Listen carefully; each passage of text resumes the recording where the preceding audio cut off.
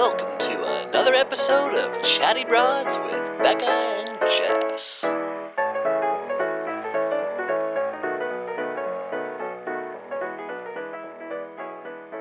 Good morning, Bach Nation family. Let's get ready to rumble. Dun, dun, dun, dun, dun, dun, dun, dun, dun, dun, dun, dun. We're already injured. We're getting old. It's morning. It's the morning. It's very early in the morning. I like recording in the morning. Honestly, I'm really glad we're doing I know, this. me too. I feel refreshed. I watched the episode last night, and I'll be real with you. If I would have recorded last night, I probably would have been a little too hot on the mic. We would have gotten canceled because of Greg. I would have gotten in a lot of trouble because of Greg, because I was feeling a lot of emotions that were reminding me of an ex-boyfriend, and everything was coming up. And then I did a little sleepy pie on it, and now I'm feeling still similar, but a little more level-headed. A little more, what would you call it? Filtered? A little more filtered. No, not really. Not really filtered, no. But maybe just not super cynical and hateful. I just a little more like, realistic. Like, bitch, you saw this man for 2 minutes. Calm down. We're like that, so Raven. We're like, I can into get all his myself relationships there. past.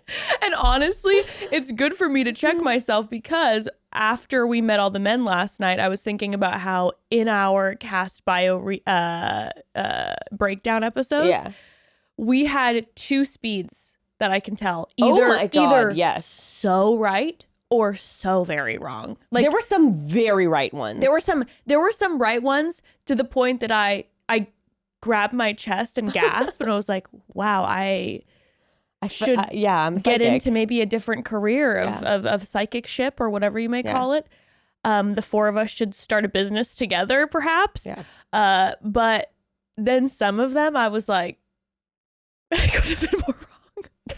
Just so wrong. Like 50-50 is pretty good, though. I feel like it's pretty good. And I feel like, we like extremes. I feel like it's better than us just kind of half guessing everybody.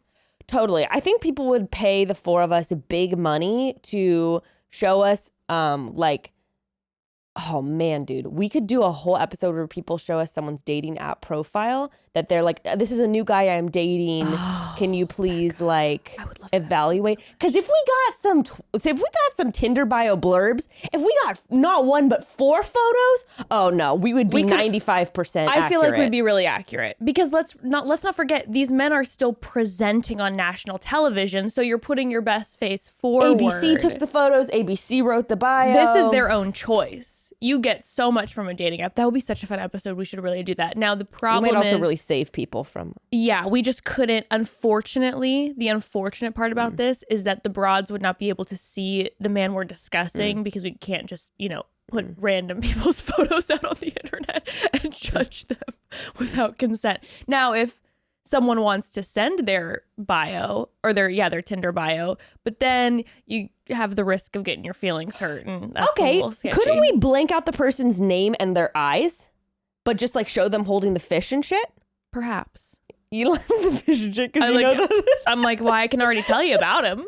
He's got a photo of him and his golden retriver and him on a boat, and then him drinking a White Claw. And if we just blank out their eyes, do a little black box the name. Maybe if we crop out most of their face. Sure, we'll do a little blur on their face. Okay, then I could do that.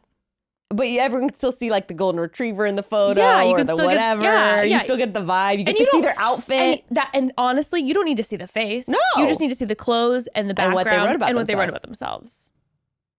Genius.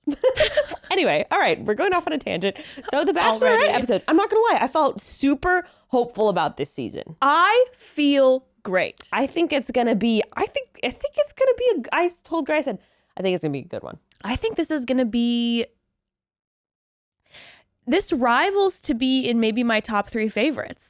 Potentially, it was one of my favorite first nights ever. And I think a lot of that had to do, and I thought Katie did fantastic.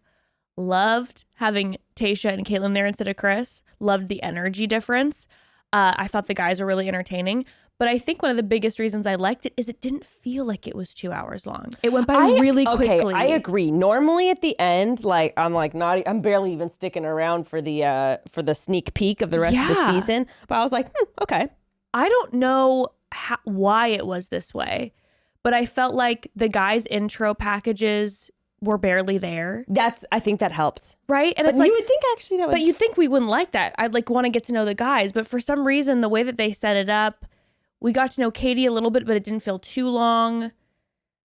It didn't feel like the intro with Tayshia and Kaitlyn didn't feel too long. The limo entrances felt quick. Like everything just, I don't know what it was. It just felt quick. And so it left me hanging on the edge of my seat. Like I'm so excited to watch next week. Now let's just hope that, I feel like by this time they've got to get it. I think they will have it really on point with the quarantine season. I hope. You know, I didn't feel any quarantine energy. Now that you bring that up, I didn't even think about it. Yeah. Well, and they didn't do this stupid fucking background, them in masks at the airport. Yeah. And the watching them in their hotel rooms during quarantine. That's true. We already saw that. And I think the only season really that needed that truly was Claire and Tayshia's, just because it was a pinnacle in history. We had to talk about what's happening? But after that one, it was kind of like, I want to be removed from reality here. Yes. I don't want to be now worried about their safety and health. Now, do you think I think Michelle's might not be quarantined. Oh my God, you're so right. They probably won't have to. I mean, maybe they won't go international, but I mean, you can go to a bunch of places in the US. I bet that they're going to be like, they're probably going to have it in Miami. They're going to just like rent a amazing home in Miami. City, Montana. It's going to be like all these like. Yeah, they'll just do a little like domestic flights around. Oh my gosh, that's really exciting. It's fun. That would be, yeah. I can't wait for that season. But with Katie's, I'm very interested. I saw her interviewed. I don't remember which one it was. Maybe it was Good Morning America. But she likened her time on the show and like what she thinks we're going to see to a roller coaster that like she says it's just going up really slowly, and she's like, and then it comes just crashing down. So I'm wondering if the first few weeks might be a little slow, but I think the guys are going to be really entertaining. I think so too. And I think it really, I do believe her. I think it's going to get crazy. The preview for the next episode looked like maybe the most crying I've seen. That was for the next episode? No, I'm sorry. Preview for this season. I'm like, this season, I should have kept my little mouth shut when I was like, I think it's going to be a slow season. I get also why they made a whole stink about the box, even though I was sorely disappointed it wasn't a famous person.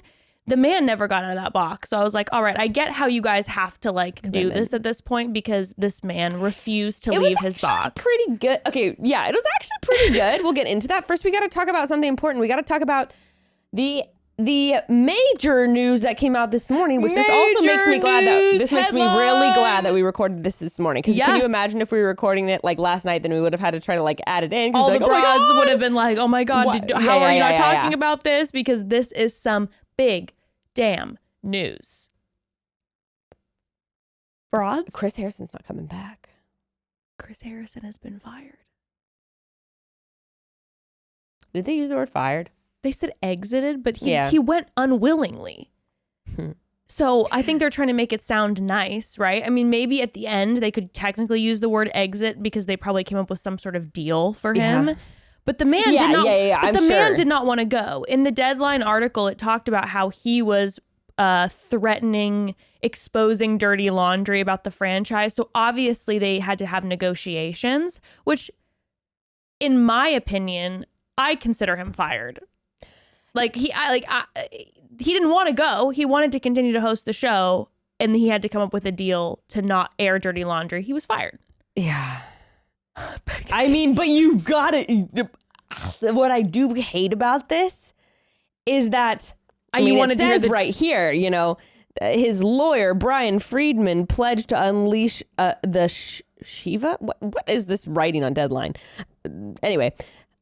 They were going to do a whole lawsuit exposing all of the Bachelor's dirty laundry. And I'm like,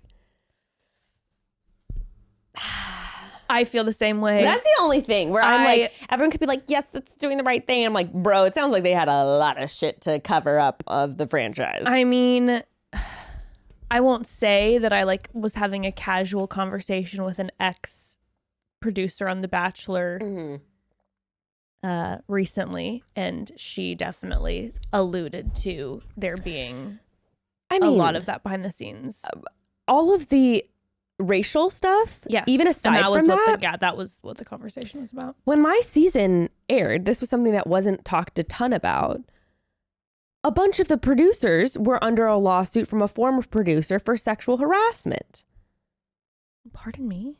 Well, there's actually like it was a very interesting. I'll talk to you about it later. Anyway, no need to get into it. We could just talk about it. But okay, this is the only thing that I will say I'm a little bummed about. I like the new vibe. I'm so excited for Bachelor in Paradise, where there's going to be a whole bunch of different hosts. Also, T-Broads, that's what the news came out. Bachelor in Paradise, they said the news was floating around that David Spade was going to be hosting Bachelor in Paradise. And if you've ever watched his Instagram stories, so he wild. is a huge Bachelor fan and comments. And I find the stories to be hilarious. He's also a huge creep who slides into like 18 and 19-year-olds DMs constantly. I didn't know that until you told me at some point. So whatever. I'm sure he literally will be sliding into the DMs of some of the people on Paradise. Can't wait to find out about that. But it's going to be him with a slew of other celebrities. So it seems like every week there's going to be a new celebrity, and I am honestly chomping at the bits. And what I'm really hoping for is a Tiny Friends reunion on the beach, because I know like Courtney Cox and Jennifer Aniston and Jimmy Kimmel like all watch the show together and are huge fans. So I'm like, oh my God, can you imagine? Fun. Yeah, you That's can get some fun. huge celebrities. Like there are some gigantic celebrities that are into the show that I'm sure would love to host. That sounds super fun. Now, the only thing that I will miss, controversial take, the voiceovers. I wish they could even just take the pre-recorded voiceovers. Whose voice was that? Was that Emmanuel Ocho's voice? In the voiceovers? Yeah. I don't even, honestly, I see this. I'll tell you what, B. This is why I know I will miss Chris Harrison zero. I didn't even notice. It was jostling for me. See, I didn't even know. See, you actually were IRL experience the situation. Yeah. I, as a consumer, legit did not even. And then all of a sudden, when Kaitlyn Bristow came out and said it's the final rose, everyone was tweeting like, "Oh my God, yes, we'd love to see it." Of which, yes, I love to see it. I didn't even notice.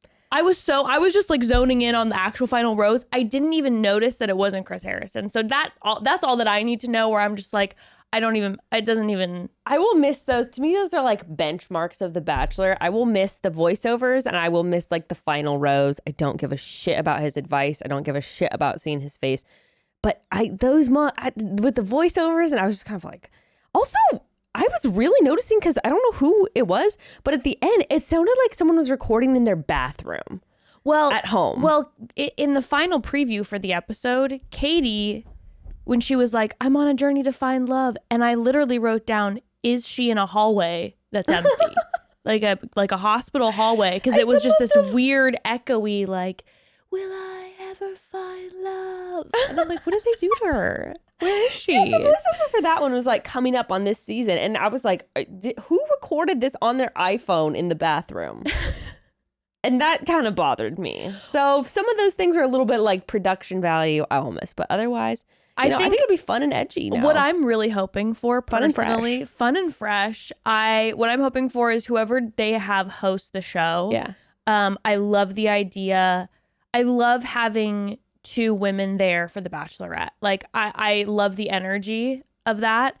I would just hope that maybe they, for like the voiceovers and everything, they give to us an iconic, powerful voice. What if they like give us Samuel L. Jackson? Like I need, or like give me Liam Neeson. Like I want an iconic voice that we all recognize doing Ellen DeGeneres. Sure. She doesn't have the gig anymore, so now she can do the voiceovers. It's Dory. Even honestly, I would love Jimmy Kimmel's voice as the voiceover. That would be great. What about just like the lead of that season? Interesting. I feel like I need some continuity of some sort, and like I feel like having like a random voice is odd. Yeah, like what about if Katie was like on this season of The Bachelorette? That would be fun. Yeah, that would be fun. You like that? You approve? I'm just wondering if it would make me feel too vulnerable inside. I don't know what it is, but there's something about not having full exposure that makes it feel like a little show. removed. Yeah, I'm like, we feel too close now. Now, the two hosts is a little much for me. Because I was like, okay, this is just where my brain goes. I was over analyzing like this person is trying not to trip over the other person and is not trying to interrupt and is trying to get equal. You were analyzing from a podcast perspective of like when we're having a like conversation or if we have a guest on, you're kind of like, okay, like, oh, they're talking and I don't want to be and too I'm much of like thinking stealing just like the show. Interpersonal, exactly. And I'm also thinking like interpersonal dynamics of Sure. like the very new recent Bachelorette and a Bachelorette from a few seasons ago, and like maybe self-consciousness and like trying to like to make sure you're saying enough and like and that I was just like that made me nervous. You know what's funny that you say that is I read on both, and maybe I'm missing this. Yeah, I read on both Tayshia and Kaitlyn that they were actively not trying to be the center of attention. They both seemed more reserved than I thought that they were going to be. Like in the sense, like especially Kaitlyn is so big and like dynamic. And they were more in like hosting mode where they were a little more like pulled back and they weren't like. I know what you're saying. Like they're not trying to like crack jokes. Well, because I was thinking like when you have 3 bachelorettes in a room, I would imagine it's a little bit like there's a dynamic. Yeah. Because it's like who's gonna steal the show a little bit here, right? And I felt like I could tell that they were like pulling back. Yeah. Like still being themselves, but like definitely like to me, I'm like, oh, I hadn't thought about that until I seemed to see that. And I'm like, oh, I would be having to be really conscious of that too. Like, don't be too big right now. Chill and let like the Bachelorette take the lead and don't be like, well, when it was my season and da-da-da-da-da, because I would have wanted to do that. Oh my God, that would have been a goddamn nightmare. And they both probably know they'll be absolutely raked over the coals if they're doing that, you know? Oh, and they were like very celebrated. Yeah. I normally like odd numbers too, but in this specific situation, it just made me feel uncomfortable because it made me feel aware of like this, like it didn't feel effortless to me, I guess. Got it. If that makes sense. So would you prefer just a one? Just one. Just a one hoster. Kaitlyn or Tayshia. I hear that. Or if they switch off. Yeah. Right? Sure. Like it's like one episode's Tayshia, one episode's Kaitlyn. Just with and the matching black dresses and just everything was just no, I know now. It made me I hear nervous. you. I hear you. I was kind of like, ugh. Normally, and then like the gentlemen, like Katie, and they'd like switch off what they're saying. It's just like I hear you. I hear you. There's you have to be too aware of the dynamic to not trip over each other, to let the hosting just kind of flow. I'm sure. The only time I liked them together is like when they were not with Katie, like when they were doing the cute little like looking out the window chatting with each other. Yeah, that was really fun. So I like the two of them together. When they're not with Katie, I would prefer one-on-one with Katie. I get that. We like a good producer note. Take note, guys. Just think about it for the upcoming seasons. Okay, before we really dive in. Yes, before we dive in, I just cannot even, I truly cannot even believe that you and I are sitting here today on the first day of the Bachelorette season talking about that Chris Harrison has exited the building. This is 2021. It is a new year, and Chris Harrison is no longer going to be on the show. It just puts a bad taste in my mouth when it's just optics, when the franchise doesn't actually give a shit about so much, you know? And that's the fucking tea. And it's like at the end of the day, it feels performative when you know the tip of the iceberg. Yeah, when you have active tea that you know is there, that is going to be absolutely terrible, and it's just going to be swept under the rug and be like, it's okay, everyone, Chris Harrison's gone, you can calm down, we are wonderful and we have fully changed. And you're like, I know you haven't changed. We're not going to stop talking about this shit. Mike Fleiss, you son of a bitch. Okay, let's talk about Pretty Litter. Let's talk about Pretty Litter. I am unashamedly obsessed with my pets. There is seriously nothing in the world I wouldn't do for them. No expense I wouldn't pay. In my house, pets are family. And now I'm not the only pet obsessed parent out there. I know this about myself, okay? If you've got cats at home, you may be all too familiar with the dreaded litter box, the smells, the mess, the harsh chemicals, just a few of the negatives negatives that come with having a cat in your house. But thanks to Pretty Litter, having a litter box is now a whole lot more bearable. Pretty Litter is the best litter for cats, hands down. Trust me, I've tried a lot of different litters. But every brand I've tried in the past, it misses the mark in some area. But Pretty Litter really checks all the boxes because, for starters, cleanup is a breeze because Pretty Litter is made with ultra-absorbent crystals that trap odor instantly and last up to a month. Wow. I mean, that alone makes Pretty Litter stand out. But it gets better. Pretty Litter's super light crystal base minimizes mess and dust, and it's safer not only for your cat, but for your whole house because it's not made with any of the harsh chemicals that traditional litters typically have. And broads, the coolest part is that Pretty Litter can help you stay on top of your cat's health. Yes, really. Pretty Litter will change color if it detects early signs of potential illness, including urinary tract infections and kidney issues. I've never heard of anything quite like it. It's really amazing. Love is putting your cat's health first with Pretty Litter. Do what I did, make the switch today by visiting prettylitter.com. Use promo code CHATTY for 20% off your first order. That's prettylitter.com, promo code CHATTY for 20% off. prettylitter.com, promo code CHATTY.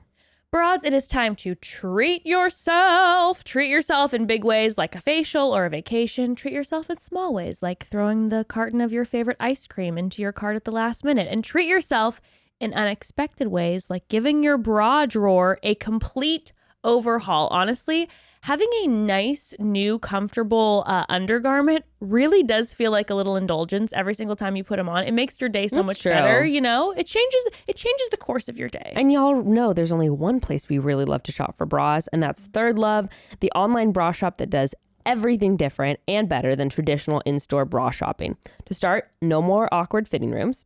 You'll begin your shopping experience by taking Third Love's fitting room quiz.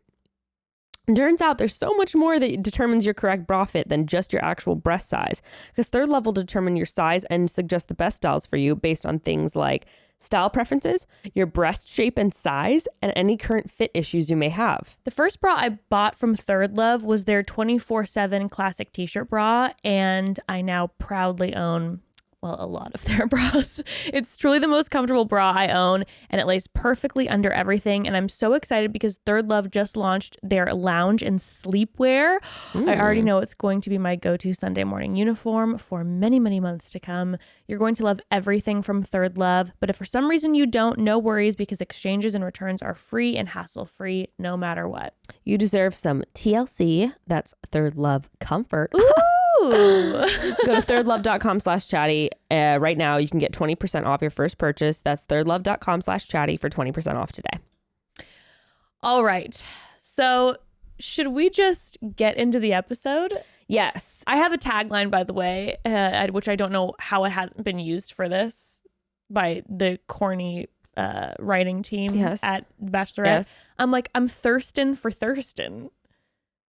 Like, who's Thurston again? That's her last name. Oh.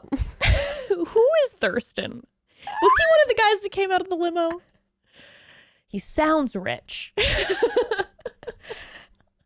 That went right over my head. Can you believe, though, that hasn't been used? It's so cheesy. Cute. But I'm like, how has someone not said I'm thirsting for Thurston? Instead it's I'm buzzing for Katie. You should be fucking fired, whoever. Honestly, how dare you? That is so much better. We celebrate a Thurston vibrator, but like, cute. I'm buzzing for Katie. Like, I don't know. For me, my is that brain... actually the tagline? Well, it's always just like, what's all the buzz about? Stupid. And for me, every time I hear buzz, I think less Katie's vibrator and more either bees or alcohol or a nice little caffeine jolt. And it just doesn't resonate with me so much. Thirsty for Thurston, I like. Thank you. Or you said Thurston for Thurston. Thurston for I like Thurston. Thirsty for Thurston. I'm going to just take a little page out of your book. Okay. But either way, way better. It just feels better. Okay. Anyways. So we learn a little bit more about Katie at the top of this episode. And they talk about how Katie's parents were divorced when she was a baby, so she didn't grow up with, like, you know, a classic seeing a relationship in her home, which I'm sure is going to be a dynamic that talked about a lot in the season. Also so interesting to me, just talking about how she didn't grow up with like a ton of money, and was talking about how she went to 5 different elementary schools. That's a lot. Mm-hmm. I was like, I went to 2. It's almost one every year. Yeah. And that brings a dynamic to someone, and it all, like, Katie, the second I heard that, Katie started to make more sense to me. Like, Was her dad in the military? I don't know. Something? I think, no, she was raised by her mom. Oh. Why would you go to 5 different elementary schools? I don't know. I think when she was talking about, because it seemed kind of connected with the fact that like they struggled financially, that maybe they were having to move around for like job locations or whatever. But I was like, I understand Katie more now. Not that I was like, I don't before, but I was thinking about her on Matt's season and how I remember night 1. Now I'm like a huge Katie fan, but I remember night 1, I was kind of like, is this going to be the girl who's like kind of head of the sorority? Like, all right, everybody, let's raise a toast. Oh, yeah. And I'm like, oh my God, this woman had to bounce around to a different school every 2 years when she was a child and make new friends. Like that makes you able to, I feel like, create connections really easily. Now I'm curious maybe about if they're more going to be surface level and it's going to be going deeper, that'll be a dynamic. Seems like she's had tons of therapy though, always with her, like her phrases and everything. So anywho, just a little bit about Katie. Well, some things that we called painter guy's hot. Marcus. I'm talking about the interest. Justin. Marcus is the guy that sent home night 1. Yeah, is that who you were talking about on your story last night? Because you made a story on Instagram and you were like, I called Marcus, I knew Marcus. Yeah, I meant Justin. And I was like, Becca, I legit went back and watched the group scenes because I was like, what did I miss with Marcus? They never showed him. I thought Justin's name was Marcus. Okay, I meant Justin. Justin's hot. Justin is so hot. And also what we were wrong about is we thought he was going to be a bullshit painter. We thought it was going to be just some like the man can't paint. The man can fucking paint. If you go on his Instagram, he's extremely talented. So we were wrong about that. But he also does like photorealism. And I'm like, okay, he doesn't get it. He doesn't just do that. Okay. He paints sneakers that were super cool that I was very into, which, Justin, if you'd like to send over a pair, like I wouldn't hate them. Okay, I'm still reserved about Justin. I'm not super into. You know what I did call though? Who? I got Justin's name wrong. The guy with the cross necklace, who is the virgin Christian of the season. But I already like him and already feel bad for him. You know what's funny is I legit wrote down, I'm like, Becca absolutely nailed this guy. Yeah. And I felt the same way you kind of did. Now, I don't want to say this now because for the love of goodness, as in like a week, it could take a very Luke P turn. I don't think it's going to. I really don't believe it. But I didn't get, like, I got Luke P energy from kind of like the way he presents himself. But by the way he was interacting with her, and then even when he did mention, he's like, I think he said something about like, I'm all about sex positivity. For me, this is the choice that I've made. And he said it like, okay, in a very like gentle tone. He's like, maybe that's like a journey we could take together. It was just like very like, well, we see a clip of him crying in the future episodes and him saying that like, this is all happening too fast. And I really hope this is a moment where I go, okay, fucking Bachelor, I really hope that it's that the choice that he has made is not exploited.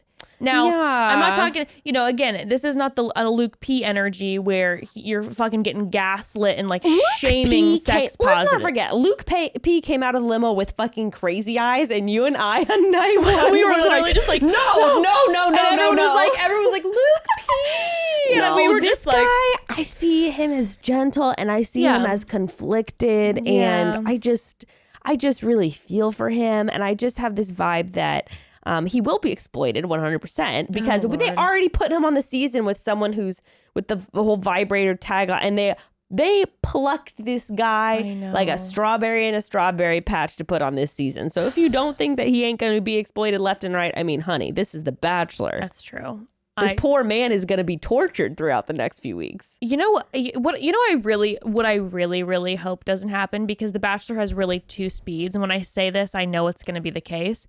But The Bachelor has 2 speeds. Either they are slut shaming or they're mocking virgins. So true. It's like, what's the right balance, ABC?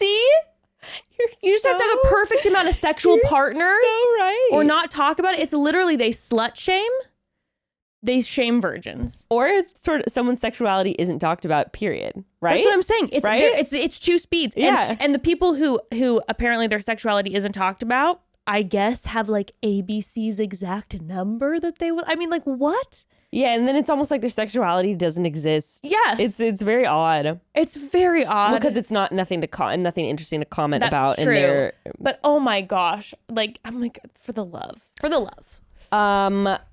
Okay, Connor B is exactly who I thought he would be also. Okay, I have a lot of thoughts about Connor B. Oh, we're gonna get into them. We'll move into that. Yes, I agree. He is exactly who I thought he would be as well. Though more extreme than I imagined. When I saw the preview for the cat suit, I'll be real with you, I thought that thing was coming off at least halfway through. I wasn't expecting the full-blown commitment. Had the freaking whiskers at the end of the night. I thought Connor B was going to be the type who was maybe a tad more shy about it. Like, he made the choice, and then I believed he would regret the choice immediately and then get a little insecure and change into his suit. I did not think that it was going to be full throttle, which I'll be honest, I respect someone who, if they're going to commit to a role, commits to the role. Now I want to move through their packages fairly quickly so that we can get into the night. But some other ones that I thought I'm not sure with the motivational speaker. What's his name again? Carl.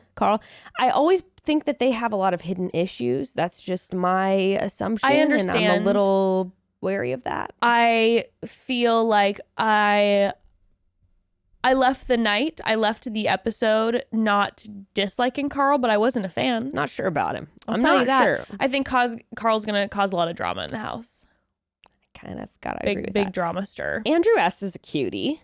Andrew S. is a cutie. Now we'll get into the extended accent, but the initial package. Oh, okay. Andrew S. is a cutie, but I'll get into it. Later in the night, I was just like, you're doing too much. I feel the exact same way, but I will say the initial package. Very cute. I right away wrote down, I'm like, I am Team Andrew S.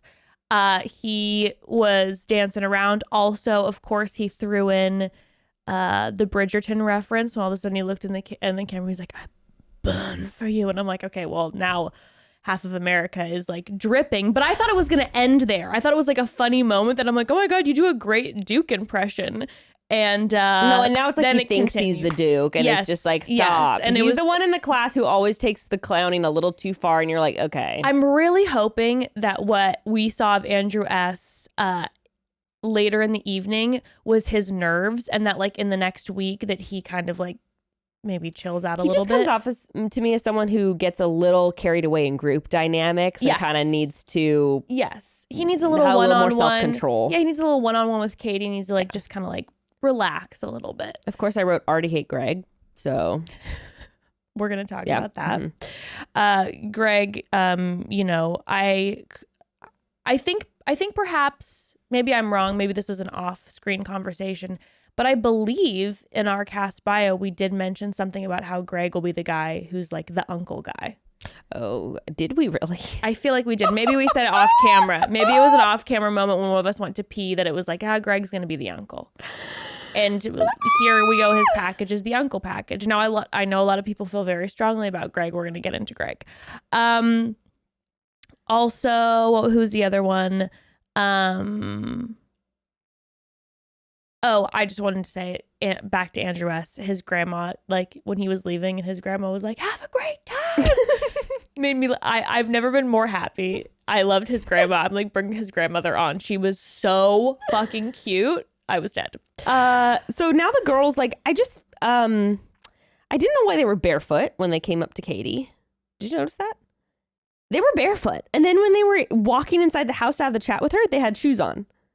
They were barefoot? Yes. There are scorpions in New Mexico, ladies. It is dark. Protect your toes. I was like, maybe they're worried about the stilettos with the wood slats on whatever like thing she was on or something.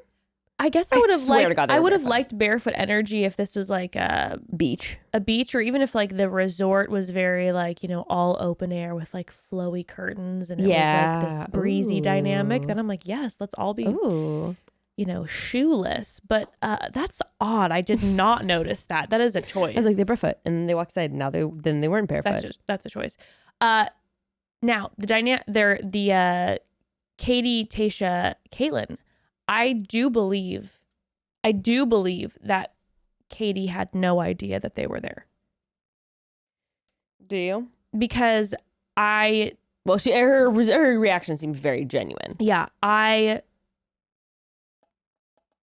chatted with her a little bit before, and when she had initially tweeted about her thoughts on Chris Harrison, and she was getting some support, but a lot of heat from like the wild Bachelor Nation Chris Harrison stans, and so I was just like, sending love and encouragement and like, you go girl, energy. And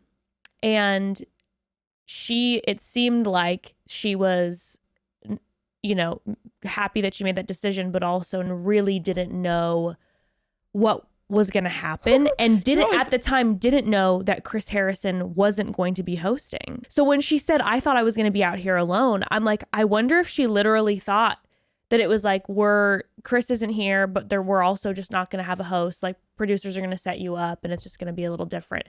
And that would have felt a little scary. That's like so much pressure to try to carry the entire show yourself. So I'm sure seeing Kaitlyn and Tayshia walk up was just like the biggest relief of all time.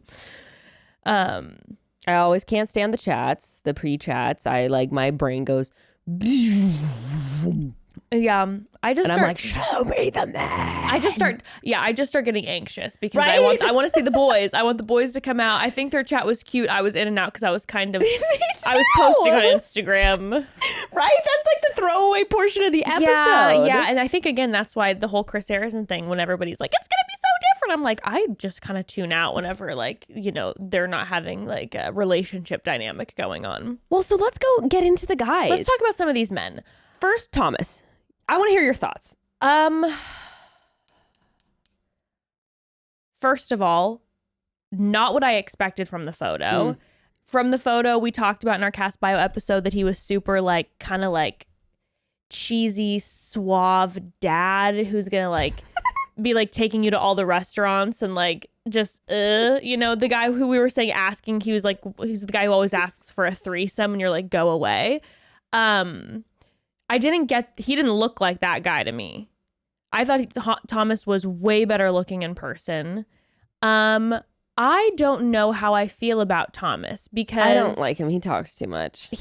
I had like when he first started, like the first half of the episode, I was a little bit like, I'm not vibing this guy. And then when he did smile and like they were interacting, I don't know if it was so much that I liked him, but I was like, I feel like they have chemistry, but he's not for me. I don't think he's a bad guy. Exactly. I don't think he's a bad guy. He's just not my cup of tea. Yeah, just not my cup of tea. Aaron is just a guy to me. Aaron's just a guy, and I just put with all my notes. I just put Aaron. And let me say this, justice for myself. I had put Aaron as my pick on our top 4. I was trying to be tricky because he is from San Diego, and I did think he was really cute. And Katie was spending all that time in San Diego, so I was like, oh, he's super hot and he's in San Diego. Maybe I'm going to try to do a loophole and think maybe that's who Katie picks. Not the type of vibe that I thought he was going to be. And then we'll talk about what happened later in the episode, for the love of the Lord. Like, what? Okay. I need more. Yeah. Okay, Andrew, whatever. What's the other last guy? Not Andrew S, but then there's Andrew. Andrew, I think it's M. We call him Andrew the lawyer. He is Newport attorney. Yeah, Newport attorney. Yeah, he's a DA, right? He's like a district attorney, deputy district attorney. Yeah, whatever that is. But he is He's very that. I don't foresee him and Katie lasting too long. I think he'll be gone in like 2 weeks. I'm just like, please, no, I don't want you to buy me a drink, because if you buy me a drink, then please just go away. I don't need anything free from you. No, he's legit the guy where you're like, I really hope he doesn't buy me a drink because he is nice. And I don't want to have to shut you down because you seem like a nice guy, but I know you're going to keep trying to talk to me and I don't want to talk. No, and I'm just like, I don't want to ride in your Mercedes. I don't want to drink from you. I don't want anything from you. I just wish you wouldn't talk to me. But he does seem like a sweet guy. I wasn't sure if he was going to come up and be super like, hey, Katie. He seems very like... I think his face is kind of deceiving. Like his face kind of looks like he's going to be more like pompous than he is. Yes. You know Yes. what I'm saying? Yes. So they give David good music. They gave David great music. He was so nervous. I was so anxious The watching. length of his pants with the no socks was a lot. It was a lot. Bekah. He was practically wearing Bermuda shorts. Bekah, the fashion in this episode was not good. It was not good fashion. There were maybe two people. No, I know there were two people who dressed well. And everyone else had some like bland gray suit on, ill-fitting suit. I was actually a little shocked by the level of fashion that was happening. I'm like, I sure hope you guys step it up next episode. Honestly. I mean, my God, it was bad. They should bring some tailors in. Actually, no, because we need to see them for what they would choose to actually wear. Very true. What am I saying? Or what their sisters would choose for them to wear. Wow. And that's on point. And that's on God.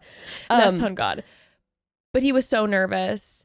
And we thought David was going to come in and be like the one. That was one of the main ones that I was like, oh, I feel so wrong. Now, I think we'll be right about some things about him, but we were all like, David is going to be the one who comes in so confident and doesn't give a shit about what anybody else hit their vibe with her. Well, he sure seemed like he didn't give a shit with those pants. That's true, but the confidence level, the man was very nervous, and I felt that made me feel sad. I think he's gonna come out of his shell though, and the good music, like you said, made me also think that he was probably. Yeah, that was like the music. I was like, whoa, okay. I was like, David. Peppy. Okay, Michael, I gotta hear your thoughts on Michael's entrance. Michael is legit. Everything I expected Michael to be. We could not have been more right about Michael. Michael is Michael Scott. Michael is the sweet Michael Scott from The Office, like straight up.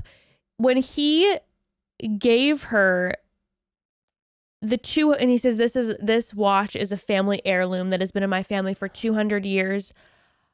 I was like, oh wow, that's a lot of pressure for Katie. And I'm like, he's doing the very romantic gift giving thing. And then when he was like, just kidding, I got it from the airport, there was part of me that laughed and part of me that died. Yeah. Mm-hmm, yeah. Mm-hmm, do you understand what I'm saying? Yeah, definitely, without a shadow of a doubt.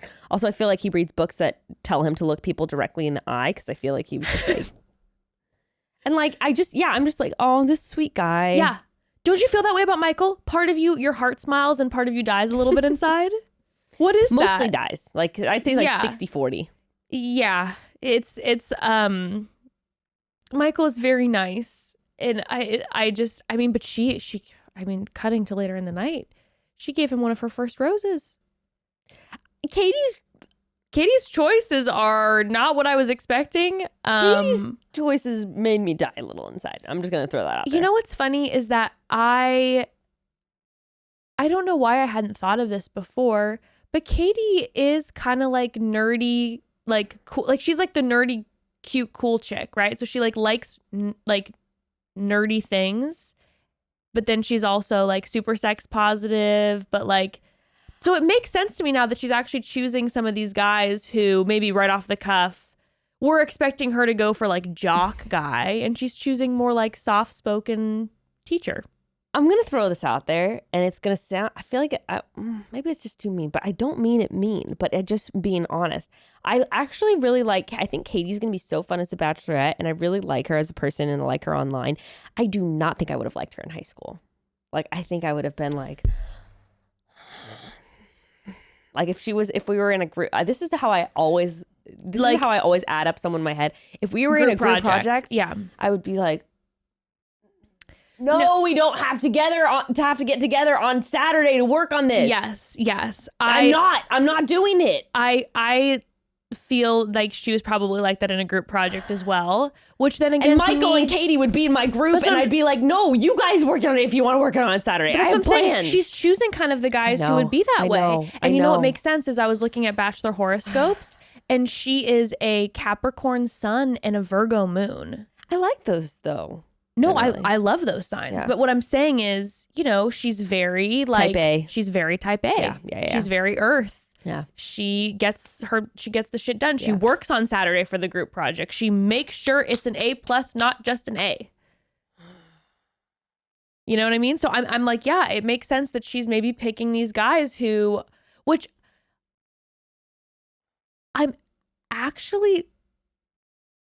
really excited because it's the first time we've ever seen a Bachelorette.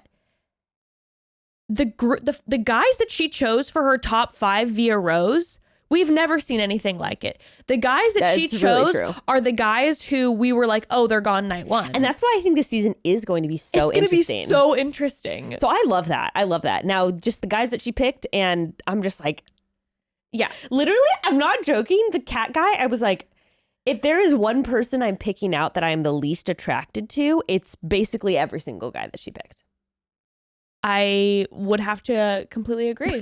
Which, honestly, Katie, let's go out and get drinks, girlfriend. We're never going to pick the same guy. Let's be best friends. I think like it does really, really spice things up, and I'm really super down for it. It creates such an interesting dynamic. Because you're going to get to see more people you never would, like you said. Yes, and also, like, I truly believe, what do we fucking complain about every single year on this show? The Bachelorette takes the guy out on the date, takes the stereotypical jock out on the date, and he says the same 4 lines. The Landons and Brandons. The Landons and Brandons and the Landons and Brandons and Brendans and the Codys say exactly what they've heard at the Bachelorette, on the Bachelorette before. Same 4 lines. You don't really get to know anything about them.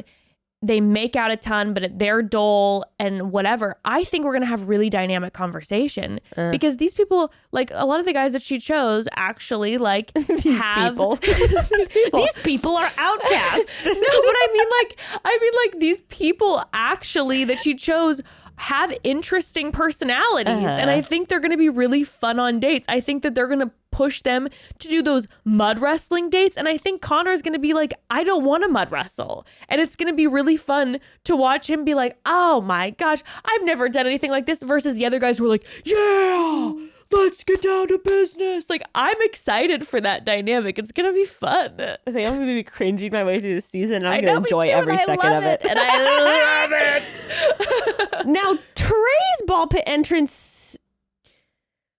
Yeah. I really like Trey a lot. Yeah, I didn't like the entrance. I didn't like the entrance either. And you know what's so funny is I feel like that was everyone's favorite entrance of the night. Everyone was like, the ball pit. I liked when they went back into the ball pit. Yeah, it's fun. And had a drink in the ball pit. You know, I don't like it because I feel like it's the kind of entrance where you have to be like, whoa! You feel the pressure that Katie feels. Yeah, where you're like, like my face would just show pure confusion because I'm like, why is there a truck pulling up? And the last thing I'm expecting to see, honestly, is balls out of a ball pit flying everywhere. Like, I know the guy's gonna pop out, but the balls from the ball pit. And honestly, during COVID times, ball pit, very sketchy, very unhealthy. Germs just everywhere. Yeah, you think they picked those right up from like a McDonald's those were some Chuck E. place? Cheese balls. Oh boy. But I do really like Trey a lot. I think I'm gonna love Trey. I think he is going to be like the funnest on the dates, and I think all the guys are going to really like him a lot. I say we do a quick pause before we get into Greg. Let's do a quick pause. Okay, broads.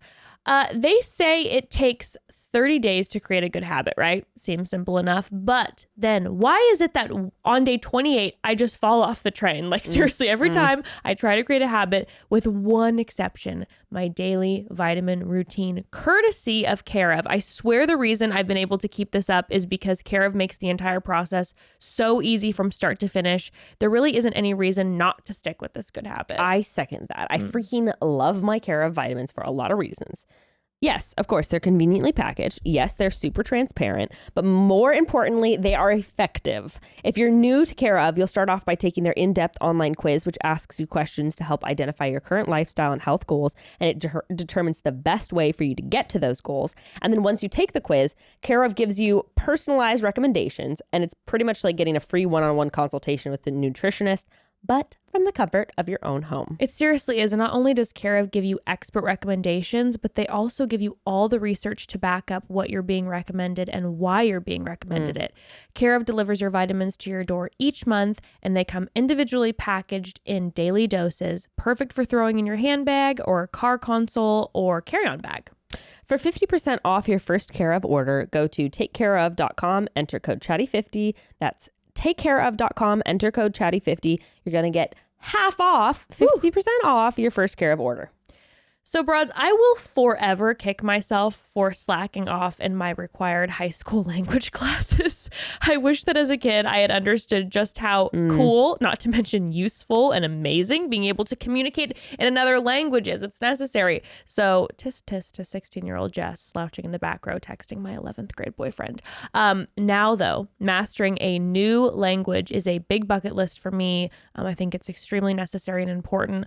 Although I'll be the first to admit the thought of starting from scratch is intimidating, but I'm determined. And that's why I recently started using Babbel, the #1 selling language learning app. Broads, this app is incredible. With Babbel's scientifically backed 15-minute lessons, you can complete your lessons anywhere. On a walk, waiting for your dinner to finish cooking, before bed. All you need is your phone and a few minutes to spare, and the courses are designed with the real world in mind. So that means you'll complete lessons that you can actually use, which only increase your understanding faster. Now that you can travel again too on an airplane, it's just absolutely perfect. And yeah, they make it just so dialed in and easy. I'm learning German again with Babbel. We're trying to relearn so that I can chat better with a lot of my family members. And I already feel like I'm picking it up so much faster than I did years ago.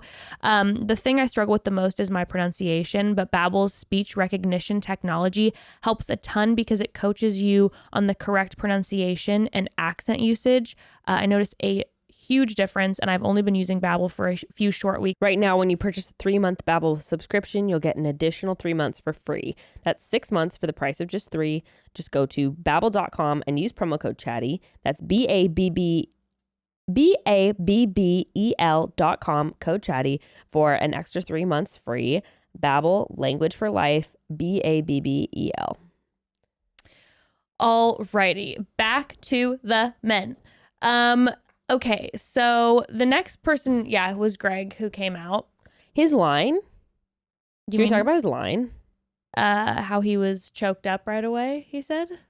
Didn't he say, "You're the girl that I'd go up to in a bar"? Probably. I don't even remember. That's what Grayston said. He I said was that he just said that. writing. And me too. And Grace said he said, "You're the girl who I'd go up to in a bar." And immediately I was like, oh, yeah? Yeah, I bet she's the girl you'd go up to in a bar and you'd string along for 7 months before telling her that it was never actually that serious and that you were never looking for a girlfriend. We are going to get... A manipulative king! We are going to get into our dynamic opinions about Greg when we talk about their conversation. But I will tell you that... the second Greg walked up, my alarm bells went off where I go, not even specifically alarm bells about him, but for Katie. I'm like, this is trouble. And the second she said he looks like my ex-boyfriend, I was like, Katie will immediately feel... I know. Specifically. I know. Katie will immediately feel more comfort with Greg because he looks familiar to her. I mean, this has happened to so many of us. How many times? Tale as old as time. Exactly. You all of a sudden you're at a bar and you recognize a guy who looks kind of like your boyfriend, and he feels comfortable right away to start talking to, and you feel like you've known him longer because something about him reminds you of your ex, even though you literally just met him. And I feel like Katie is going to quickly escalate in her relationship with Greg because he feels familiar to him or to her, but she's forgetting. She, I believe, will forget that she actually doesn't know Greg. And he is actually not her ex-boyfriend, who maybe she still has, a happy friendship with or whatever. Who knows what the dynamic is? I don't know. But it's interesting. It's very interesting. Now, next is Gabriel. Gabriel's weird. Dude, okay. Straight up, this man was not anything. Well, he was everything and also nothing I expected him to be. He was everything, but yeah. Now, I sent Becca his Instagram a few days ago because I was looking up people on Instagram. And when I tell you this man has one of the most curated Instagrams I've ever seen. He posts photos of himself in a bathtub smoking a cigarette like James Dean. Am I drooling like you would not believe? Was he absolutely beautiful and stunning in these photos? Yes. But of course, the second I saw them, I was like, oh my God, this man posts pictures of himself on the Amalfi Coast with supermodels every other weekend. I don't think this is going to go well. I'm drier than a New Mexico desert. And after her pics, I don't think it will go well either. You know, like with the guys that she's into. Well, he's gone. Like, she cut him. She cut him. I know. I had to go back and look because I was like, did she? I had a hard time figuring out who she cut. Yeah, I ended up looking it up. So I have the list of who she cut will be like, so I can let you know. But she was not into Gabriel. Now, snip, snip. That's disappointing to me though. I know, I wanted to see Gabriel. Come on. And he I bet that was a huge blow to him. You know what?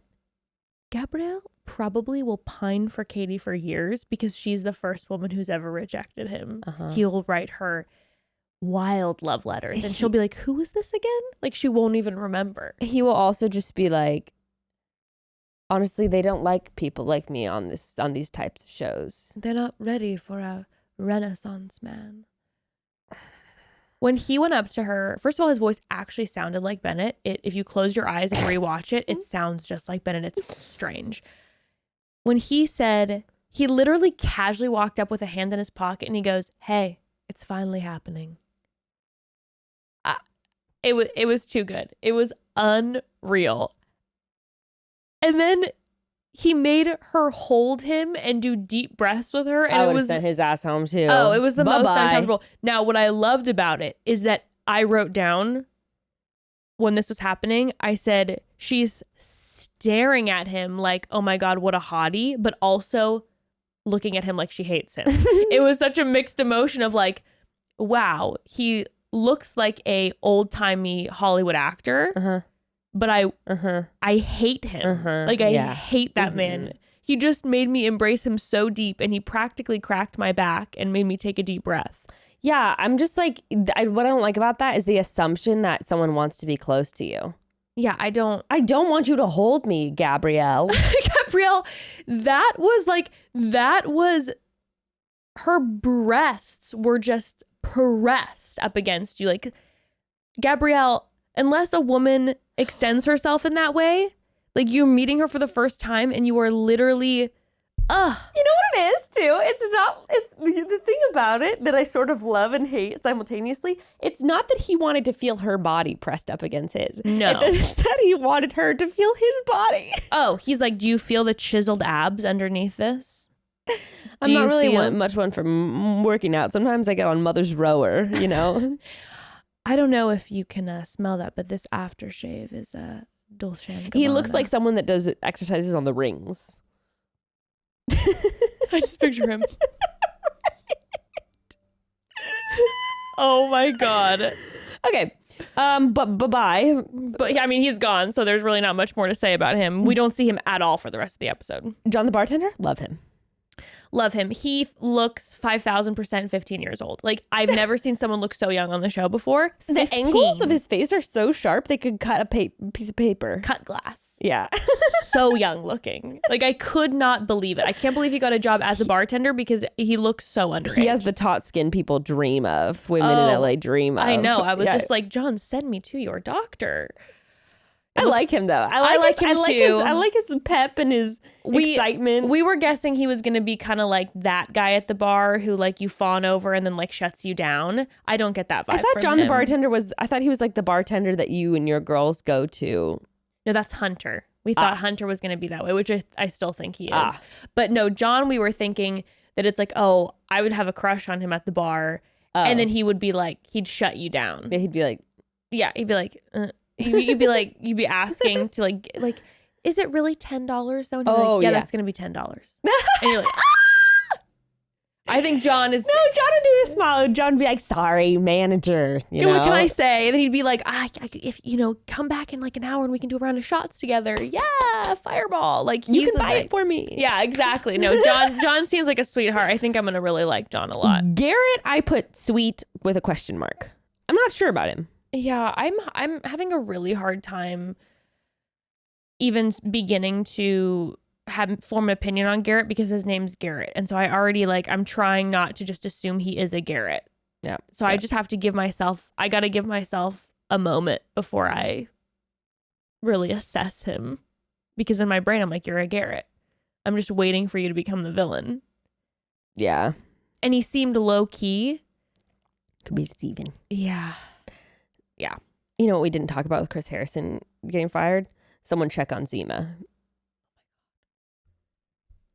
What is Lauren going to do? Has she been continuing? I haven't seen her anywhere. Yeah, she does all of her things. She does? I think I've seen her on some things. I just haven't seen her anywhere. And I was like, are they both underground together? I don't understand. Now, these are some, I'm just going to run off their names real quick. Justin, Marty, Landon, Carl. We didn't really see much of any of them. No, they just kind of popped in quickly. Landon and Justin are the ones who made the sexual innuendos. Justin was about stroking with the paintbrush, and Landon was about rubbing one out with the lamp. Or that was Christian. That was Christian about rubbing one out with the lamp. Excuse me. I don't know what Landon's was really nothing. Landon's pink shirt guy. Josh, I thought the percentages were cute. Oh, wait, no, I guess why did I run through Justin so quick? Justin with the paintbrush thing, I thought that was stupid. Yeah, I don't like him, dude. I'm just gonna say it. I don't like him. Okay, with Justin, I have eyes, and so I saw him, and he's the one of the hottest. And there. I'm like, oh my god, yeah, he's like my type. I told you, I texted you, and I was like, he would destroy my life. He would literally destroy my life. He is so my type. But if he was disinterested in me, I would be obsessed with him. Yes, but I think he's completely. I feel like he's probably like that with everybody. Yeah, that's what exactly. That's what I'm saying. He would destroy my life. I know I would follow him around like a puppy dog. No, that's why I say I would be sending him nudes, and he would be texting me back, beautiful babe. I still. Oh no, I think you're completely right. I think he's the top 2 hottest. Yeah, 100%, 100%. Now I think that I didn't like the intro, and I didn't like the first half of his conversation with Katie. But then he started laughing and joking around with her, and he's got this big smile, and he seemed then kind of fun and sweet. And I was like, at the first half of it, I was like, oh no, I don't think I'm going to be a fan of Justin.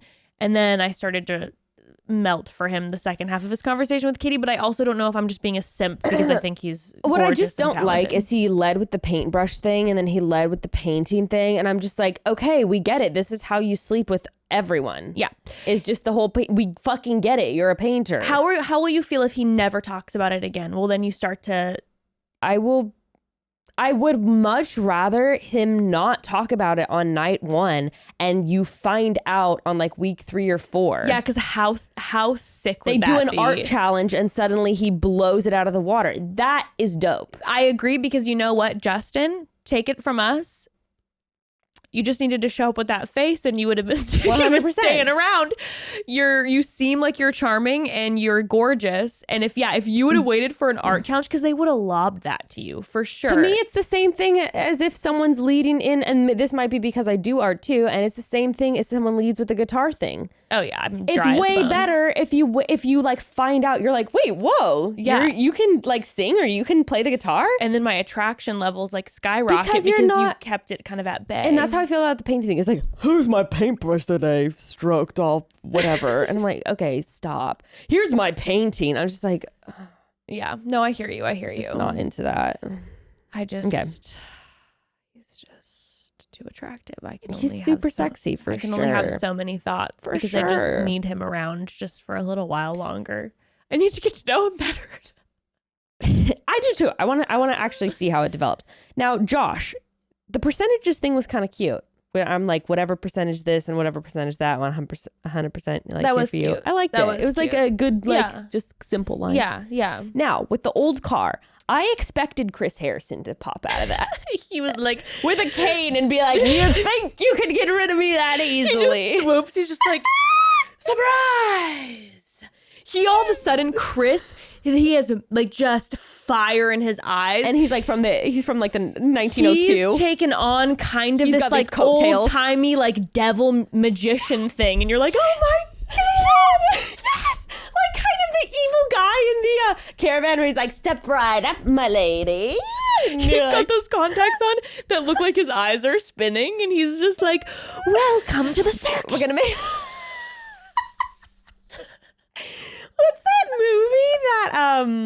What's that movie where who's the hottie from A Knight's Tale? Keith Ledger. I can't Heath Ledger, you mean? You just called him Keith Ledger. No, I said Heath. I think it was just my spit. I would never. What was the movie that Heath Ledger was in where, I don't know if you ever watched it. Oh, Dr. Parnassus, the Imaginarium of Dr. Parnassus. Yes, I never watched it, okay, unfortunately. Well, but Harrison, I can gather from vibe. the commercials. Chris Harrison is like that character who's like, you want to make a deal with the devil? You can live forever.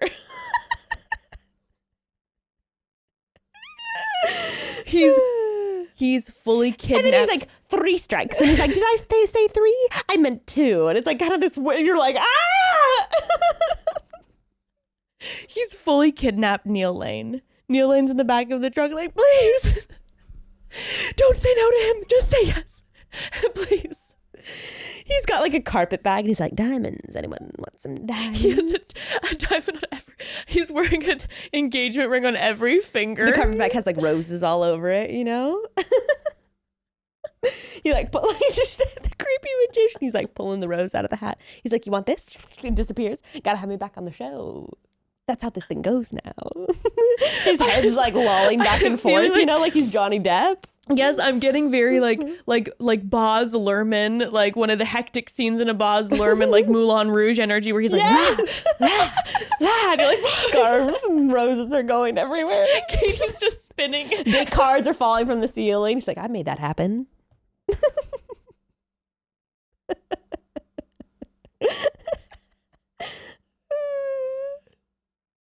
Oh my god. We have to make this happen somehow. I don't know how we have access to it. Oh my god. Well, you gotta order a cameo and be like, will you please dress up like a magician for my friend's birthday? He's gonna be needing those cameos now. Yeah, he will. His prices are gonna be like $1,200 now for a fucking cameo. He's gonna be willing to really put a lot of theatrical production into a cameo. Does he still work for it? Will he still be hosting Who Wants to Be a Millionaire? Is that still a thing? No. Oh, really? So. Wow. Okay. I think it's really all gone for Chris. But no, Andrew S. came out instead. No. Yes. Am I calling him Andrew S? Okay. Andrew S. came out instead. And so this is then where I realized that, you know, I thought it was just a one moment as the Duke in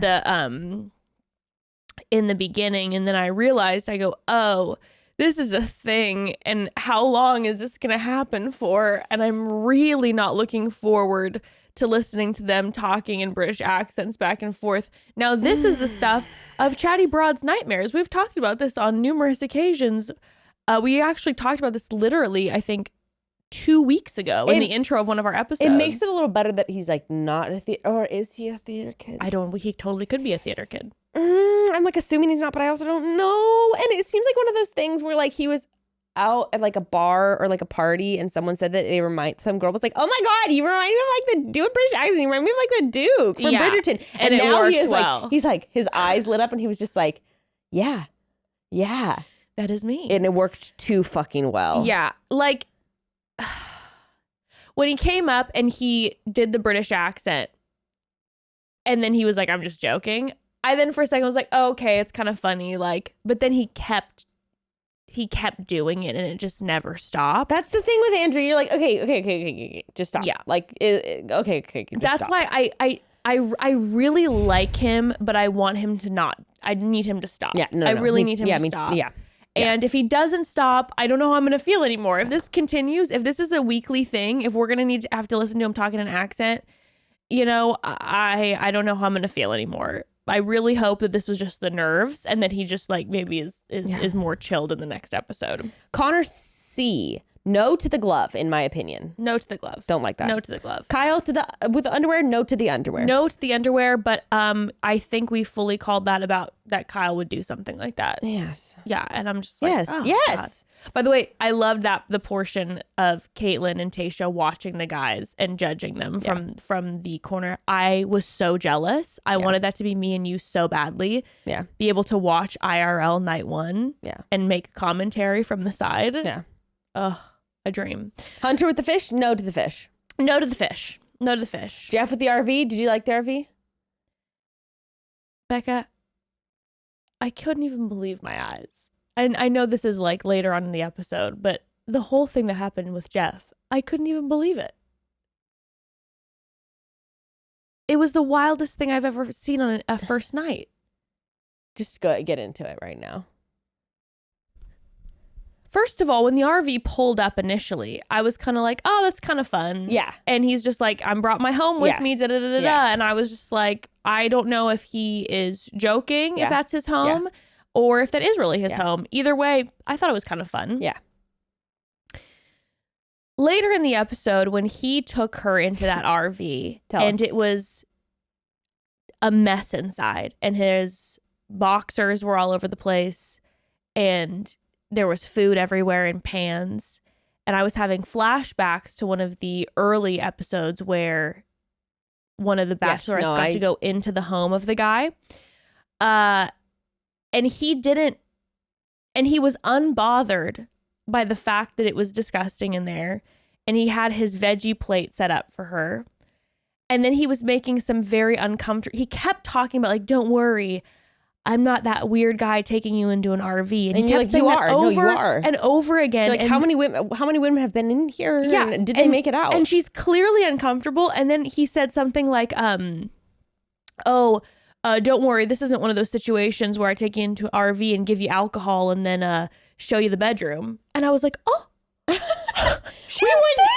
thinking about it. You just had a veggie plate. So that means that one of us was thinking about it. One of us was thinking about it. And also, I'm sorry, but he's a skin salesman.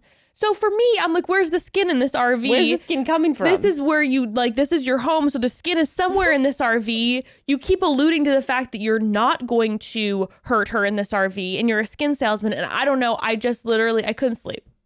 I had chills all over my body. Did he go home? Yes, definitely. He was the only one that she like talked shit on first night, where she's like hearing him crunching on the celery and you know that it probably smelt weird in there. Like you walked in and you could tell it was messy. She talked about the celery. So all I'm smelling is ranch. Like it smelled really, really strong of ranch in his, oh God.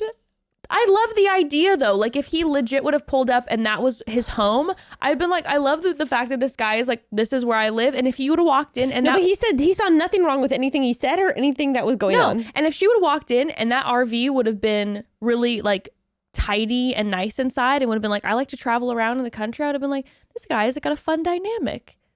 He likes to travel around. But it was uncouth inside there.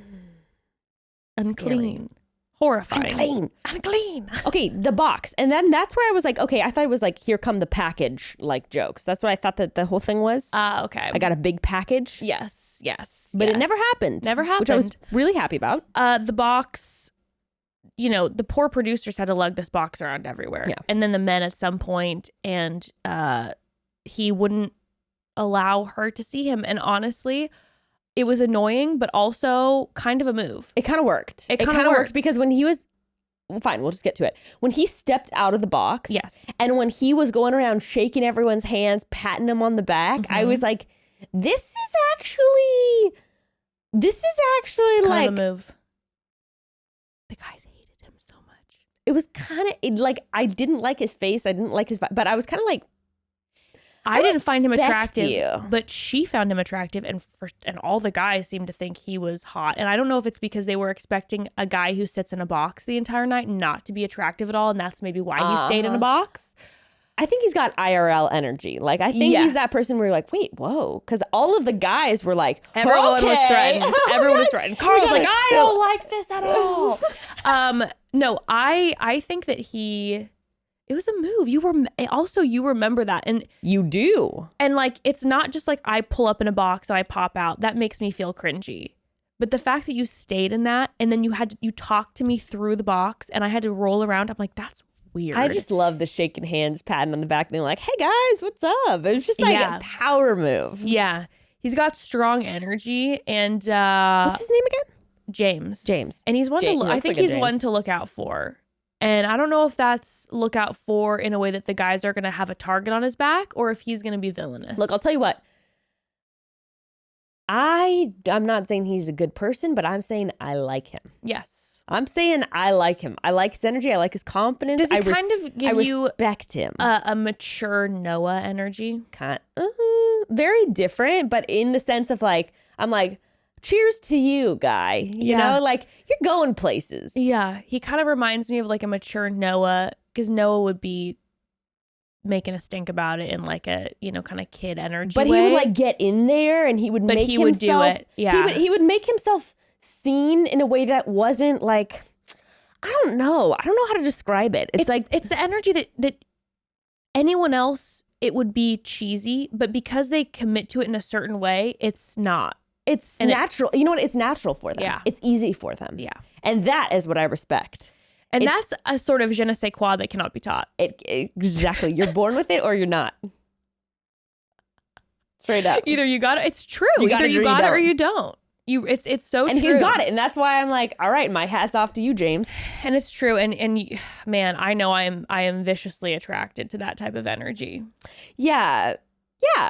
I think that's the thing about it is it's a magnetic type of person where you might kind of hate them, but you also kind of want to be around them. There's a reaction. You think about them. You know, like even if you hate them, you kind of can't get them out of your head. You're kind of like, hate that guy. But either way, you're thinking about them. Their name's in your mouth. They can't get out of your head. So cheers to you, James. All right, James, I'll be looking out. Brendan and Marcus. Nothing interesting to me there. The real Marcus, not Justin. Oh, I did want to say one thing about Brendan that I've had to have now discovered is a gigantic turnoff for me. The second he walked up, he popped out of the limo and he looked at her and he goes, "Hey, you." And when someone says, "Hey, you," it's one of my biggest turnoffs.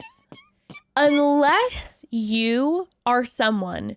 Now, if I get a "Hey, you" from someone I've been kind of hooking up with and we've been kind of dating and then I like bump into them at the bar and they go like, "Hey, you." Oh, I'm like, oh my God. I'm there with you. I'm picking up everything I you're putting down. don't know you and it's our first date and you say, "Hey, you."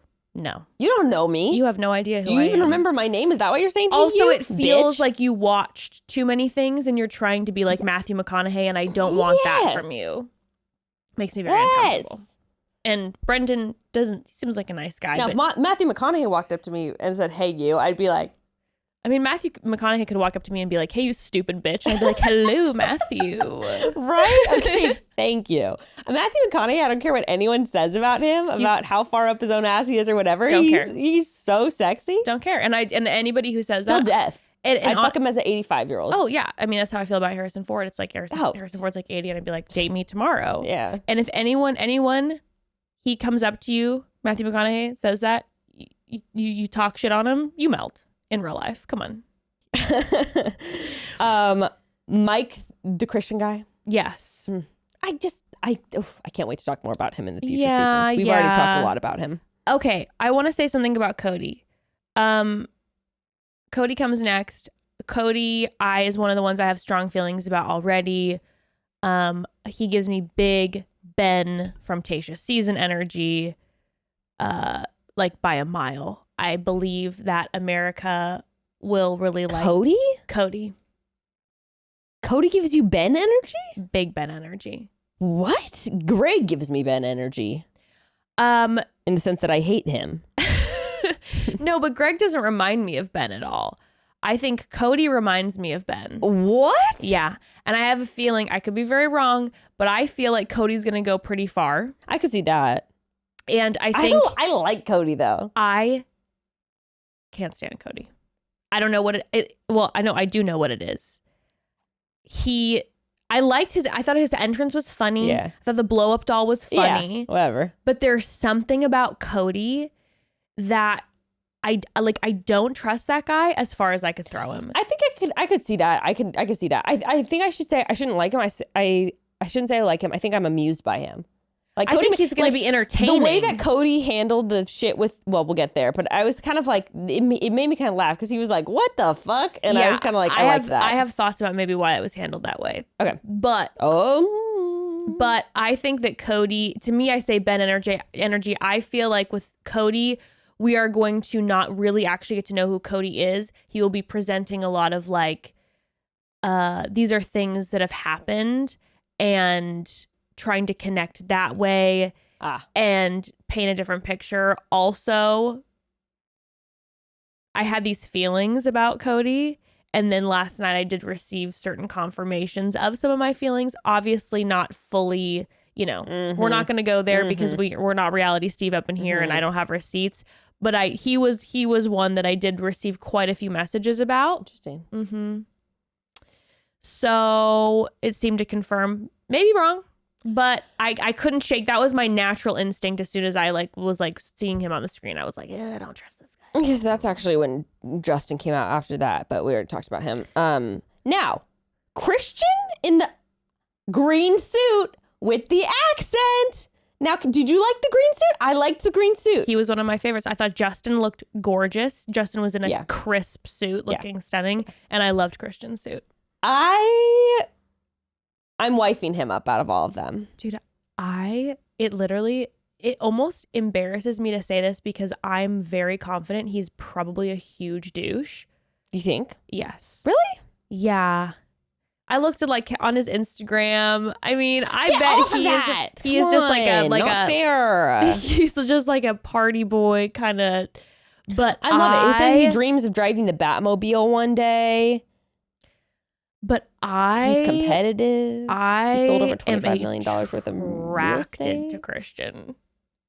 Dude, I'm not marrying this guy. I'm dating him though. I'm dating him for like 3 years, and we're gonna go around doing not 3 years, a year and a half. We're gonna go around doing interviews together after I pick him on the Bachelorette. We're gonna go eat very expensive food together, and it's gonna be a great 18 months, and it's gonna end in a train wreck, and I won't regret any of it. Yeah, I get that, and honestly. Christian for me is the type of guy who I would never date, but he would be like my. For 18 months. No, he'd be my hookup buddy. That's my guy. All right, that's my guy that we'd bump into each other out and about, and I would want to have amazing sex with this man, but I wouldn't want to date him. Don't you want to go to Paris with him and do expensive things with him? No, I want to run into him at a local bar all the time. Well, you won't be running into him at a local bar because Christian. He has expensive taste, in my opinion. You think so? No, Man, I don't know. sold $25 million in real estate. That doesn't mean that he has expensive taste. I get very he likes his local pub in Boston, and he goes there and he watches the game, and he's got money, but he still likes his regular haunts. You've looked up his. This is not fair. You should not be looking at people's Instagrams. Why am I allowed to look at people's Instagrams? I have to. It's part of the game. I thought we were not doing that. I didn't know that rule was ever created. No, it wasn't actually ever. I'm not saying it was actually a rule. I'm just it gives it unfair. You get an unfair edge. No. Okay, well, first of all, the Instagrams are out there. We did not look up the Instagrams during the cast bios because we wanted to have complete non-opinions. That's obviously. But since then, I have looked up their Instagrams. Yes. He looks so much better on the show than in his photos on Instagram. Oh, here he is in photos in Newport. Surprise, surprise. Surprise fucking. He looks so young. Mm-hmm. And he doesn't look that way on the show. No, he's 26, but he looks seriously 18. I know. I saw the photos beforehand and I was like, oh, I'm probably not going to think this guy's cute. And this is the thing, Bekah. I know I'm 26 and he sold $25 million in real estate. It's pretty crazy. I know that I'm wildly uncontrollably attracted to somebody because that guy is so not my type physically. And yet I find him to be maybe the sexiest one there. And I'm embarrassed by it because I feel like he's probably going to end up being, like I said, some fratty dude. But the accent and the vibe, I'm like, I'm just a full simp. Here he is posing with one of his nieces or nephews. Oh, Lord. Yeah, no, I don't give a fuck that he's a fratty guy. We're dating. We're in a relationship. Yeah. Yeah, we are. Okay, so then Courtney is next. Now that's another one we were very wrong about. We thought Courtney was going to be kind of like science guy, kind of like nerdy. And then he is like, comes out and recites an erotic poem to Katie. And I kind of liked the joke where he said, and my tongue could go on for hours. I was kind of like, I liked Courtney. me too. I normally, if someone else would have done it, he was another one of those ones where it's like, if someone else would have said that poem, I would have been like, my body hurts and I really don't like him. He pulled it off. Courtney pulled it off. And also Courtney's commentary through the rest of the episode. Did he go home though? No, he he's didn't. still there. Or wait. No, he's still there, I think. I have to double check. But his commentary through the episode, when guys would do things, he was kind of standing in the back and kind of making comments. I'm like, I hope Courtney stays for a while. I think he's going to have fun ITMs. I feel that. Yeah. Now Connor being the cat costume, I couldn't have hated it more. Hated everything about it. Everything. I literally could not believe what I was watching. No. When he came out and he was in his full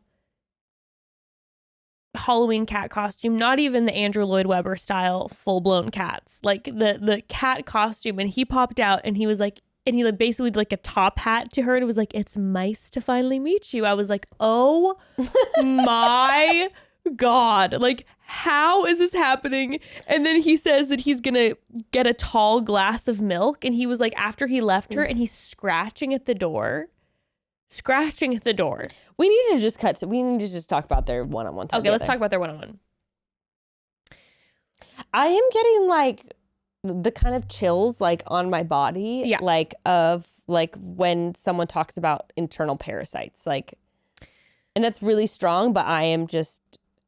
Katie immediately was so into him. When she said to the girls, like, I just can't get him out, I was just like, I would have loved to get a quick zoom in on Tayshia and Kaitlyn's face and then hear them afterwards and be like, is she serious about the cat situation? That was a joke, right? It's not the cat guy. No, it was a joke. And then cut to them seeing her mac with him in the back. And they're like, oh my God. She was being honest. That is the fantastic thing about Tayshia and Kaitlyn in comparison to Katie, because Tayshia and Kaitlyn would pick like the same 5 or 6 guys, right? Yes. As every bachelor would, as you said. Yeah. But Katie goes straight for the cat. She's like, I'm physically attracted to the cat guy. She's like, I can tell he's open, down for whatever. Watching the making out after they were dancing on the piano together from like Big. Jess, Katie's a horse girl. Probably. She might not actually have ever liked horses. That's not what I'm saying, but she's got horse girl energy. Probably. And he's got cat guy energy. And watching them making out by the way, making out ferociously. I'm getting like chills. It was a ferocious makeout. Her with the ears on. I'm not trying to shame. I'm really not. I love Katie. I love them together. I love it. I hope they're so happy if they're still together. But I could not. No, I could not. No, Becca. The paws that he never took off those the paw gloves. Oh my God. But I'm getting such a physical reaction to thinking about it. No, I had to go back and rewatch it because I was hiding under my blanket because I was feeling so uncomfortable. And then when I went back and rewatched it, I was like, wow, they really made out. Like it was like very intense. But I have to tell you something. I like him. I mean, he's a nice guy. I can't, but it's not even a nice guy thing. I'm like, I hate what you did, Connor. What you did was wrong. What you did was wrong. What you did was wrong. And I hate that you reapplied your whiskers because I know they got all over Katie's face, and then you went into the goddamn bathroom and you reapplied because they were fresh for the rose ceremony. But it's not even that he was not, he was so nice. But I don't know what it is, but there was something. And as I was watching it, I was screaming internally at myself, like, Jessica, what the fuck is wrong with you? But there was something about his sweet face and the way that he talked to her And I don't know if it's because I actually was like, oh my God, they have a connection. And I was not expecting they're the going to cat have a guy. very happy life together. They're going to have like their children are going to be the most loved, adored. But the way that that when she was like, let me take your thing off. And he's like, oh, my hair is going to be kind of messed up. And like she pulled it down and even he did the paw thing. And I was like, oh, but the way, but his, when he wasn't being a cat and then he was like looking in the camera and he was just like, oh, I know I rushed the kiss. I don't know. I thought he was adorable.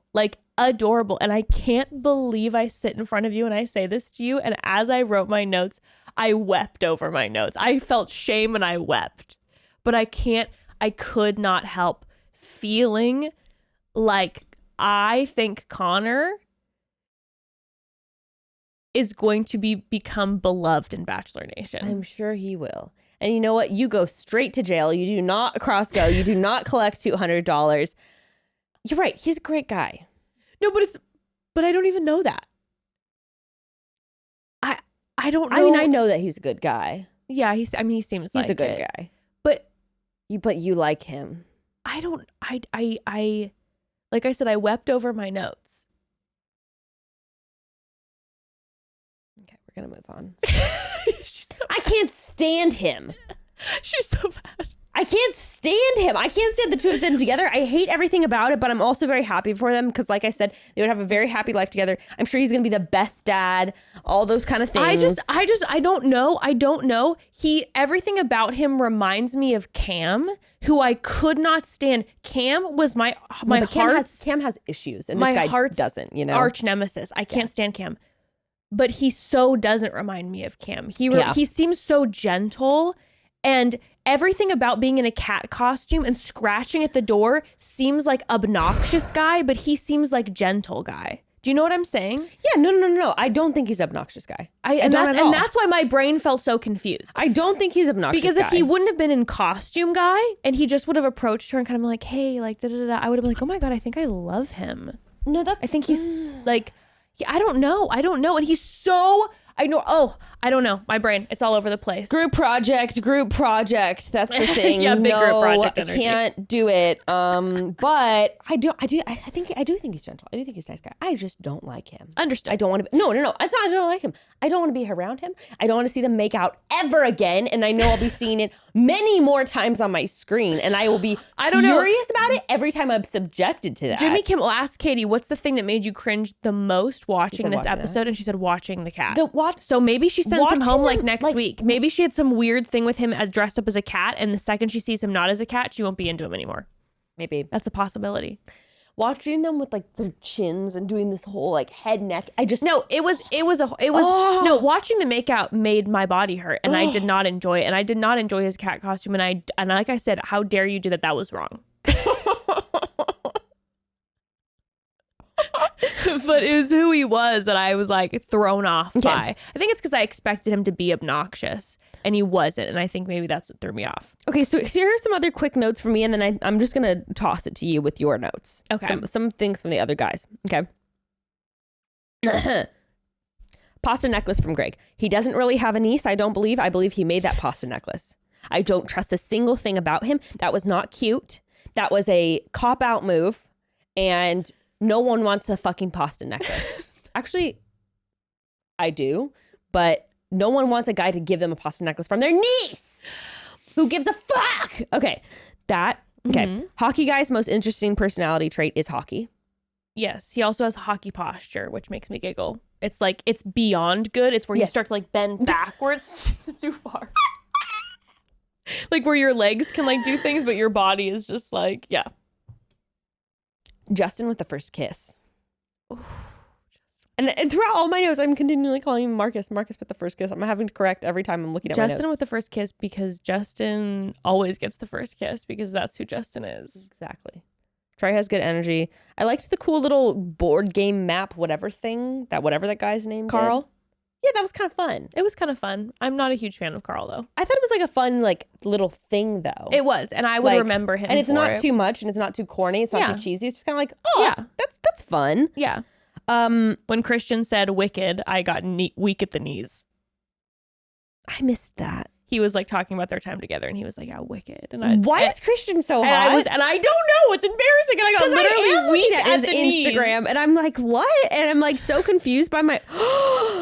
He looks exactly like this guy who I'm making this term now, like Justined, you know, like yes, Justin, beautiful babe. Yeah, I Justined for this guy, for this one guy that I can think of who looks a lot like Christian, and Christian's almost like kind of like pretty and almost like this sort of like feminine sort of way, but then he's also this sort of like, you know, maybe a little bit toxic masculine dude. Probably 100%. But it's just like all of these things sort of combined together are like confusing and very sexually attractive. I know it confuses my whole body. But all I know is I'm most physically attracted to Justin by a mile, but if I walked in there and I was like, gotta pick one for a quick date, I would pick Christian, even though I'd be like, why are you doing this to yourself? You know this is a horrible decision. But I must, because I know it's going to end in a night of us staying out late at a bar and maybe having one too many and having a grand old time. Christian's the guy where you like want to spend the night at his house and he's kind of like not really wanting he doesn't want you there at all. He's like, oh, God. And you're just like, I was thinking we could get like, you know, coffee in the morning. I would do that. And I never do that. I will never spend the night at someone's house, but he's the one guy that I would try. I like spending the night at a guy's house. Oh, I can't stand it. I like it. I can't do it. I like being in my thing with sleeping. Oh, yeah, that makes sense.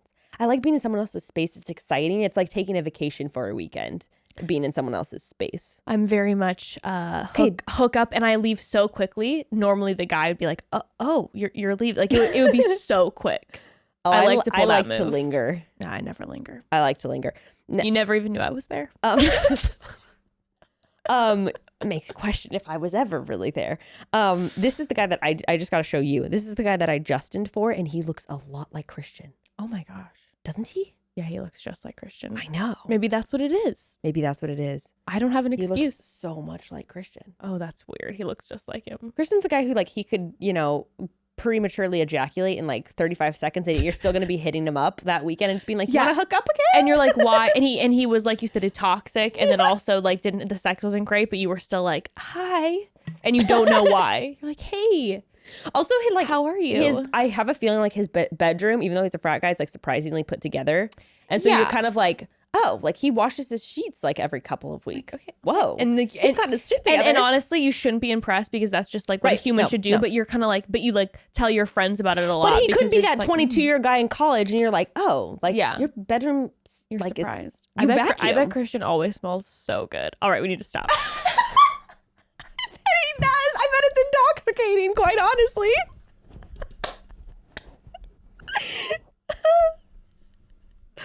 Oh, I get physically swept up in the arms of his de toilette. 100%. Okay, last few of my notes before I'll let you do your notes. Okay. Oh, I did not like when the box guy, James, said, can I get a hug? I don't like that. No, I can't stand that. Either it happens organically or it doesn't, everybody. Last thing, even with the rose ceremony, the only other interesting note I made is when, did you catch this after the rose ceremony when the guys were saying their goodbye and giving hugs and one of the guys says, they catch him on the mic, come to San Diego whenever you want, man. Oh, what a good friend. I was dying at that. Anyway, that's pretty much my notes for the whole Speaking of coming to San Diego, there are only really two things I want to talk about. Okay. Number one, San Diego. Speaking of Aaron, the random Aaron and Cody fight that came out of nowhere. Oh my God. Yes. No. I skipped over that because we have to talk about it. So legit, there was a beat in between one of I think Katie was with Carl. And all of a sudden we flashed to Aaron outside with Cody going, I don't have to like you, bro. I just don't like you, man. I don't have to like you, bro. I don't like you. And Cody's going, okay, that's fine. I don't know what you're talking about. Ha, ha, and laughing. Okay, so you're... Okay, with just moments of research, Cody and Aaron both live in San Diego. I think they know each other. I believe deep in my soul that it is not random. And I think it will be addressed. I think Aaron... And you think Aaron's in the right? Oh, I mean, okay. Or you think it's more on... Do you think Cody's done some shit? This is what I believe. I believe that Aaron will handle it incredibly poorly. I think Aaron will be the one who looks bad walking away, but I think ultimately it was Cody's ish. Well, that's what I think. I do not think it's random. Listen, I know San Diego's not super small, but it's also not super big. Sure. A lot of people, those guys are both super into working out. They could have been from the same college, the same gym, the same whatever. They maybe, or there was maybe an ex-girlfriend, or there was a hookup, or a friend of a friend, and Aaron rolls in and recognizes Cody and is like, I can't stand this fucking guy. And then gets a little drunk and then starts going off on him like, I don't have to like you, bro, da-da-da. But I will not believe that they are both from San Diego, and that I cannot let myself believe that they're both from San Diego and that confrontation was completely because Aaron said, unwarranted. I've never liked you. You don't say that if you're meeting someone for the first time. Exactly. Yeah, no, exactly. Definitely. So I don't know if they're going to address this or not, but I believe that Cody was the last one to get picked in the rose ceremony. And it was like Aaron and Cody. So I think there's going to be more drama between the two of them. The thing, from what we saw, Aaron says, I don't like you, bro. Like, I've never liked you, and that's fine. We don't have to talk at all. And it's not my fault I don't like you.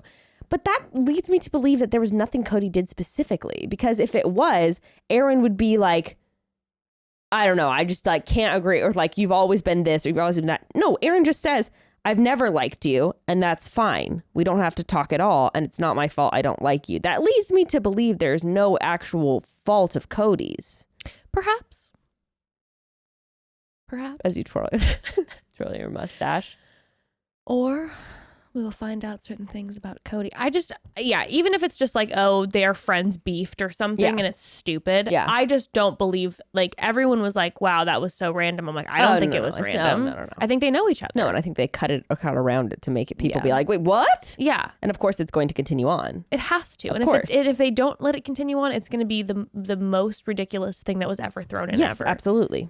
But the fact that there was already that much drama with the men night one did excite me and tingle me to the tips of my toes.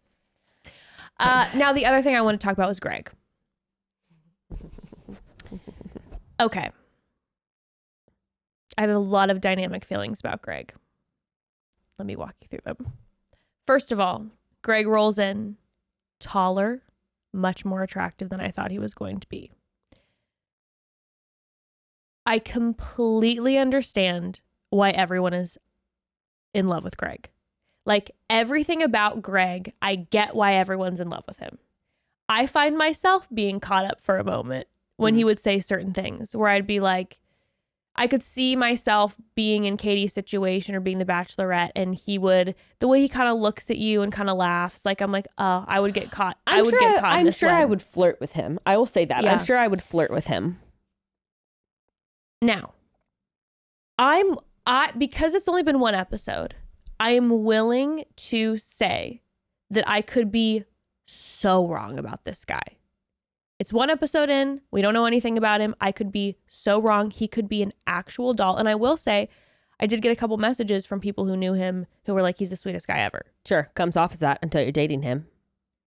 And so to me, I don't think there's anything wrong with this guy. I don't think he's a bad guy, but I cannot shake. And you know, Becca and I, when we get these feelings and we cannot shake them, we did the same thing with Luke. We did the same thing with Becca. We just could not shake them with Greg. He hits me as the guy who is more calculated than he seems. Absolutely. And the thing is with Greg is I feel like he never leaves a trail of evidence. So even if you dated him, you're never actually going to be able to say anything in particular that he did wrong, but he will have manipulated you. Yeah, and even if I like he's the guy that he came off to me like the guy who you know how he's acting, like everyone was saying like, oh my God, I love an awkward king. I love how awkward he is. And let me tell you as well, I love when a guy's a little awkward. Are you kidding me? When a cute guy is like all flustered and awkward around you. There's nothing awkward about him. It melts. And I do not believe he is awkward. I think everything is calculated in that way, which power to you. If you're trying to win this thing, you know, God bless. But when he, like, I do not believe for a second that he is awkward in real life. This is what Greg does. Greg is the type of guy who will tell you, like, I'm not looking for anything serious. I'm not looking for anything serious. But he will do things like take you out to breakfast the next morning and hold your hand when you're out in public. And so it's never something that is actually, because he was straight up with you and told you, but everything else is confusing. Becca, you just made my heart drop into my stomach. Like, you'll meet his parents. And he'll be like, and then like I said, 7 or 8 months later, he'll be like, I told you all along I wasn't looking for anything serious. After you and his mom have gone shopping together. I feel sick to my stomach. I've been Gregged. And it's the worst. I've been Gregged by a Greg. But it's nothing you could ever, like, it's nothing you could message him to us. No, you couldn't say, you could never be like, I dated him and he would hold my hand and I met his mom, but he always told me he was nothing. And you couldn't say, like, he's a bad guy. He's not a bad guy. But,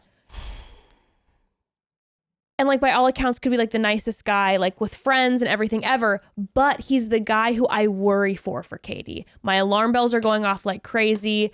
As a fan of Katie, I want her to find love and be happy. Greg makes me nervous because he is the guy, 1000% everything you're saying, that is how he comes off to me. And also, he's the guy who, it seems to me to be the guy who, because he seems awkward, feels really safe. He's also attractive without being too attractive, where you're like, oh my God, I'm getting lost in his eyes. And oh my God, he's way cuter than I thought now that I've been looking at him for a while. And he's kind of awkward and he's like really personable. So I feel like he's not a player, but like definitely is a player.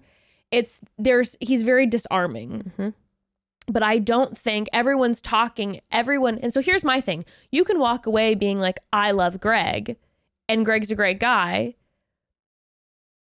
Awesome. But I don't think you can walk away saying that Greg is super awkward, because I do not think Greg is awkward at all. I think Greg, and especially too, there were little moments. There were moments, the way that he even presented the necklace with her was so charming. Everything was so charming and so well, even though there were like, oh, I'm so nervous. And like, there were these little like stumbles. It was so charming. And then also when she pulled him aside to give him the first impression rose, mm-hmm. the way that he kind of goes, it's our couch. The guy who you guys were sitting there moments ago and he goes, it's our couch. That is an awkward guy. That's player guy. I'm trying to look up his. And listen, I don't hate player guy. I fucking want to have sex with Christian. No. His Instagram is telling me everything I need to know about him, and there's not an awkward bone in this man's body. Also, niece.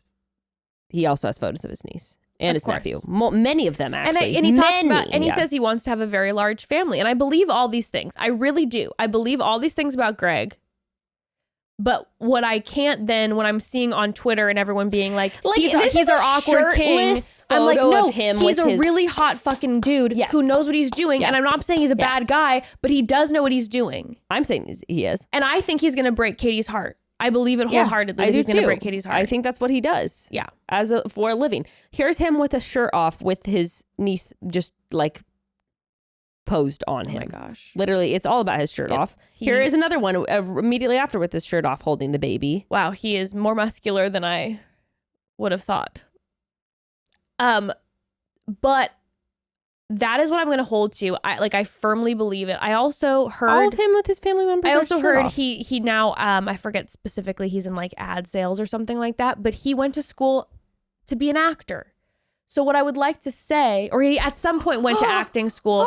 So to me, I go, this man knows he's beautiful, and he knows he's probably the hottest guy in like his crew, and he knows how to charm a woman. Guys, every photo of him with his niece or nephew is with his fucking shirt off. You think we don't see you, Greg? Greg Grippo? I think Greg Grippo? Greg has the vibe where it's like he borrows his friend's dog to go to the park and he will melt 17 women's hearts along the way. So that's where I stand with Greg. And listen, we know it's a hot take and everyone is in love with him and we are going to get shit. As I said, I am fully willing to say it's one damn weekend. I am fully willing to say I could be 1000% wrong about this guy. He could be too good to be true. And a real life, awkward, gorgeous 6'3" guy who's charming and can sweep someone off their feet, but also be, you know, I could be wrong, and he could be like, it could be Katie's forever, and he is gonna be that guy, and I could be so wrong. But I cannot shake my gut instinct that he will break Katie's heart. I found his ex-girlfriend in his text photos. I want to like slide in her DMs. Oh my God. So tell me, just say yes or no. Is Greg manipulative or not? All right, who went home? Okay, so Katie gave obviously the first impression rose to Greg. Surprise, surprise. The other men were absolutely quaking. And who went home? Oh, by the way, first rose, other than first impression rose, went to Trey. Love that. Second rose went to Michael. And then Thomas.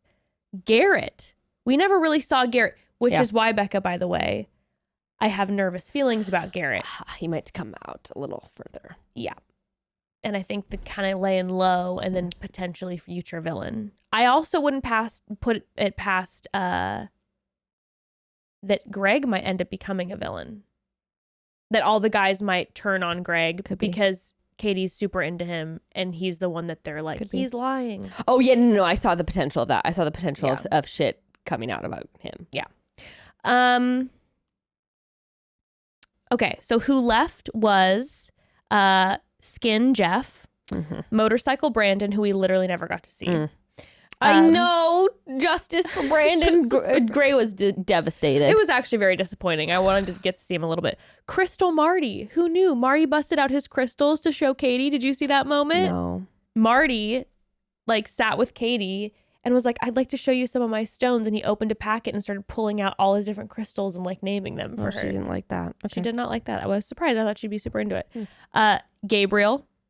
Gabrielle. Austin, who looks like Austin McBroom. Landon. We thought Landon was going to stay for a while. And Marcus. We thought Landon and Marcus were going to stay for a while in our cast bios. They are gone. But you know what? Katie threw us for a loop. She really threw us for a loop. I think if we were talking about another Bachelorette, I feel like our guesses might have been more on point. But, you know, we're learning a lot more about her through these men, aren't we? We're learning a lot more. And I have to say, I'm so excited. I think she's going to be such a fun Bachelorette. I'm also the most excited for Blake to come. Can't wait. And he said she's the one. I know. This is our idea. It's confirmed in my. It's confirmed to me that we created this. Should we just DM him and be like, Blake, I know you're not supposed to talk with us, but just please answer us yes or no. Were you inspired by us pairing you guys on I the feel podcast? like he would answer us. He's reached out to us before, and he's funny and he's sweet. And just a simple yes or no answer, Blake. And Blake, by the way, you see, obviously the men are freaking out. And from what I can tell, it looks like Blake's going to have that calm, cool, and collected energy while all the other guys are freaking out. Can't wait. I love him. Can't wait for next week. Can't wait for next week. Broads, we will chat on Thursday with our non-Bach episode. And by the way, make sure to tune in on Friday because the Chatty Bros will be recapping this episode. It'll be good. You won't want to miss it. You won't want to miss it. All right, Broads. Chat soon. Chat soon.